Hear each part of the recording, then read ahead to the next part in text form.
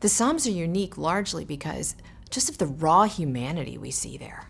Uh, there are so many laments, uh, weeping, and cries of perplexity, and we can see there that how we can go to God with the things that don't seem to make sense and just be real with Him.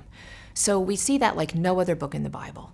At the same time, we can stand back and see the community aspect of our faith and what that's supposed to be about. The Psalms are the hymn book of God's people. And they were used in corporate worship. They were used when God's people gathered together to offer praise and prayer, to seek His face.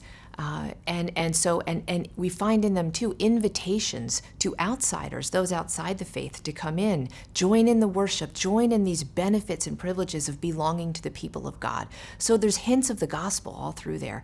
And then we see each psalm shows us a facet of God's character. We see His greatness, His majesty is highlighted. But also so we have His transcendence, but we also have His eminence, His nearness to us.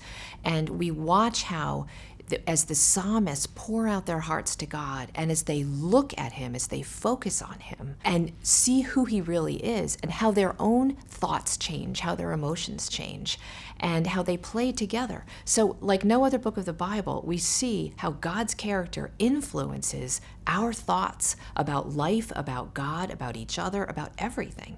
So I think that's especially what the Psalms do.